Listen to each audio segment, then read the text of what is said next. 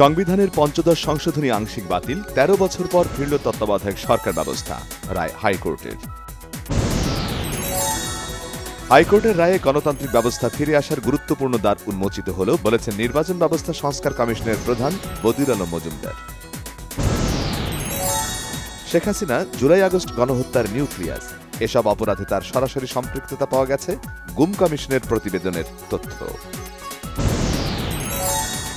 গ্রেপ্তারি পরোয়ানা থাকার পরও ৩ মাস দেশে অবস্থান করে আওয়ামী লীগ সাধারণ সম্পাদক ওবায়দুল কাদের কিভাবে দেশ ছাড়লেন জানতে চেয়েছে ট্রাইব্যুনাল। ওবায়দুল কাদেরের দেশে থাকার কথা জানত না সরকার, জানলে গ্রেপ্তার করা হতো বলেছেন স্বরাষ্ট্র উপদেষ্টা।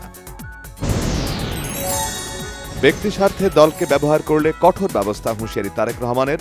ডামি ও নিশিরাতের নির্বাচনে বিশ্বাস করে না বিএনপি।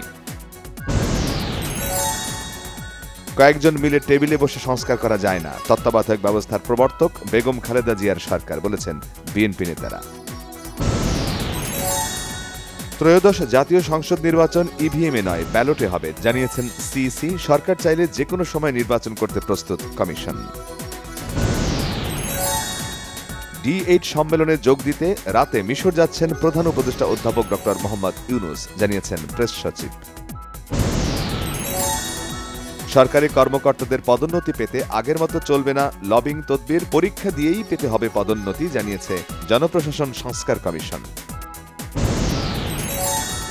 বিডিআর হত্যাকাণ্ডের পুনঃ তদন্ত ও ন্যায় বিচার নিশ্চিতে আগামী ৫ কার্যদিবসের মধ্যে তদন্ত কমিটি করার ঘোষণা স্বরাষ্ট্র উপদেষ্টার। ৯টি প্রকল্পে অনিয়মের অভিযোগে শেখ হাসিনা, রেহানা, জয় ও টিউলিপের বিরুদ্ধে দুর্নীতি অনুসন্ধানের সিদ্ধান্ত নিয়েছে দুর্নীতি দমন কমিশন। বিজয় দিবসে ভারতের প্রধানমন্ত্রী নরেন্দ্র মোদীর ফেসবুক স্ট্যাটাসে বেঁচে থাকা মুক্তিযোদ্ধারা মর্মাহত, বলেছেন উপদেষ্টা সাখাওয়াত হোসেন। বাংলাদেশের মানুষ ভারত বিরোধী নয়, উগ্র সাম্প্রদায়িক মোদী বিরোধী, বলেছেন জুলাই শহীদ স্মৃতি ফাউন্ডেশনের সাধারণ সম্পাদক সার্জিস আলম। সরকারি বেসরকারি স্কুলে ভর্তির লটারি অনুষ্ঠিত, মাধ্যমিকের শিক্ষার্থীদের কওমি মাদ্রাসায় যাওয়ার কারণ খুঁজে দেখতে হবে, জানালেন শিক্ষা সচিব।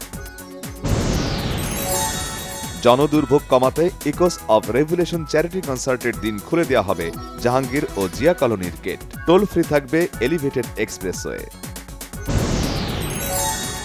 এবার বাংলাদেশ লেখা ব্যাগ নিয়ে পার্লামেন্টের অধিবেশনে যোগ দিতে নতুন বিতর্কের জন্ম দিলেন ভারতের প্রধান বিরোধী দল কংগ্রেস নেত্রী প্রিয়াঙ্কা গান্ধী। অর্থমন্ত্রী ক্রিস্টিয়ার পদত্যাগ ঘোষণার জেরে বড় ধাক্কায় প্রধানমন্ত্রী ট্রুডো, কানাডার বিরুদ্ধে ট্রাম্পের বাণিজ্য যুদ্ধের হুমকি। ওয়েস্ট ইন্ডিজকে দ্বিতীয় টি-20তে হারিয়েই সিরিজ নিশ্চিত করতে চায় বাংলাদেশ। কিংসটাউনে বুধবার সকাল ৬টায় শুরু হবে ম্যাচটি।